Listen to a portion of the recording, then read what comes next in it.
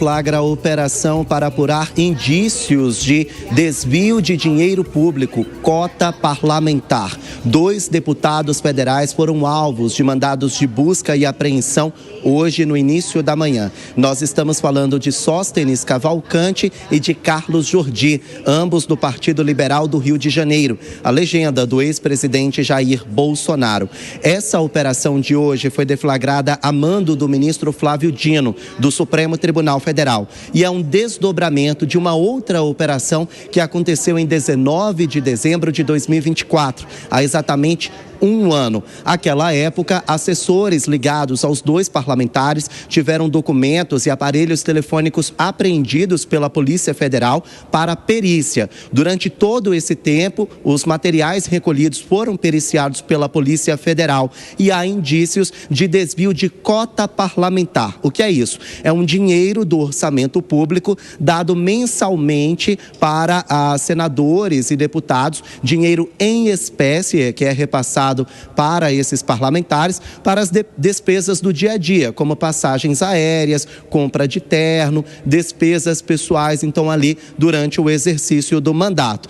E a informação que nós temos é que, de acordo com as investigações, pode ser que parte dessa cota parlamentar tenha sido desviada por pessoas ligadas a Sóstenes Cavalcante e também Carlos Jordi. E o dinheiro teria sido investido em empresas de fachada para dar um falso ar de legalidade. À época, os assessores foram alvos de mandados de busca e apreensão e hoje, logo no início da manhã, Carlos Jordi e Sóstenes Cavalcante foram surpreendidos em casa. Não há mandados sendo cumpridos nesse momento na Câmara dos Deputados. São 7 mandados de busca e apreensão em endereços ligados aos 2 parlamentares. E Flávio Dino só determinou a operação de hoje contra os parlamentares justamente por causa de informações extraídas dos celulares apreendidos no ano passado, celulares de assessores dos 2 deputados. São 7 mandados que estão sendo cumpridos.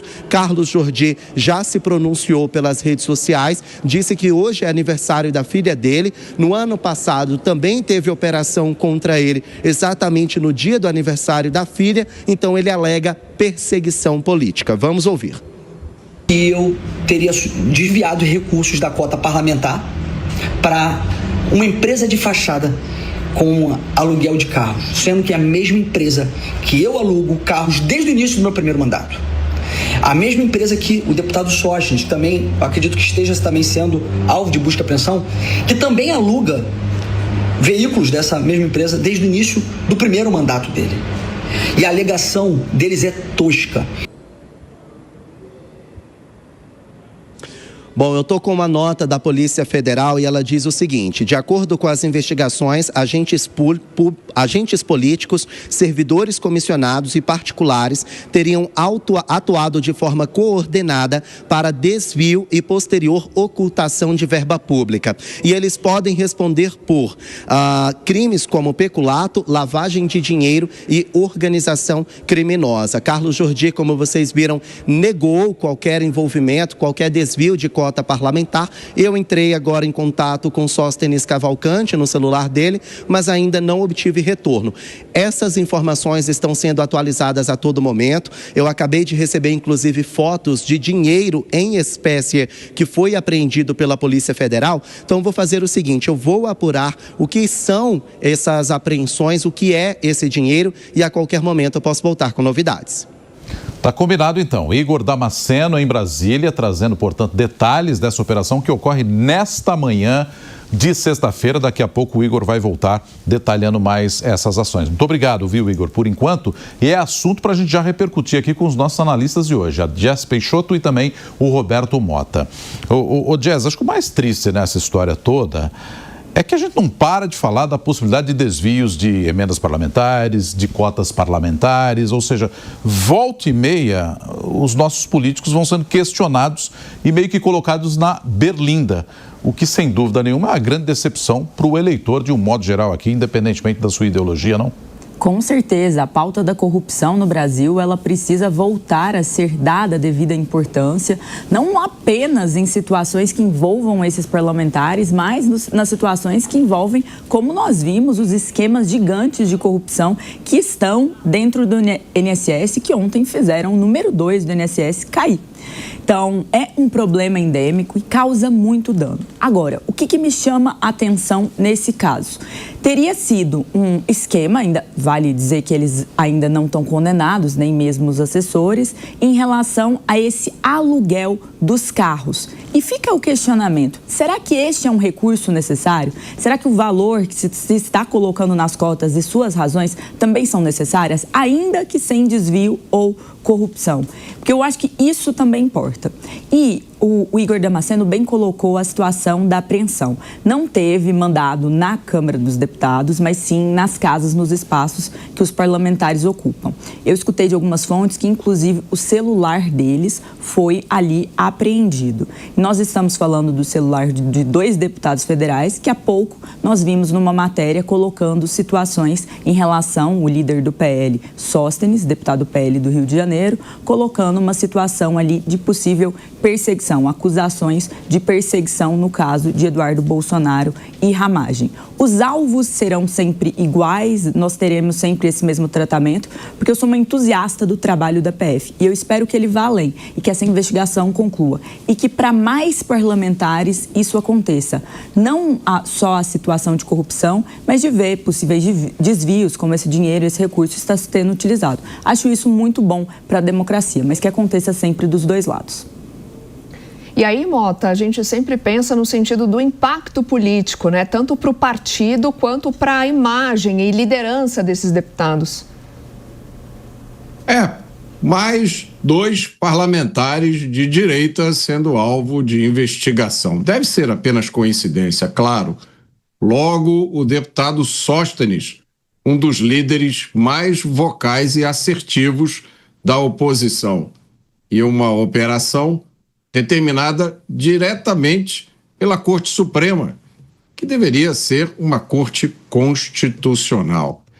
Pelo 2º ano seguido, segundo declaração dele próprio, o deputado Jordi sofre uma operação de busca e apreensão no dia do aniversário da filha.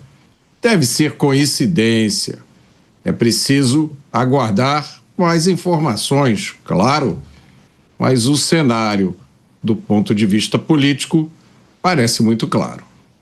Agora, Jazz, isso também faz com que a gente volte a discutir a questão das emendas e a transparência, que o Flávio Dino meio que iniciou ali uma cruzada para tentar ser mais transparente na distribuição dessas emendas, para onde elas são destinadas e por aí vai, ou seja, esse é um terreno ainda nebuloso no nosso cenário político? Excelente questão, Nonato, porque a resposta é sim. E aqui nós precisamos, e nesse ponto eu faço um parêntese, é uma boa medida a ação do ministro Flávio Dino em relação às emendas, que diferem das cotas parlamentares porque elas não são recurso do gabinete, mas elas são um recurso de indicação para um serviço, uma utilidade pública.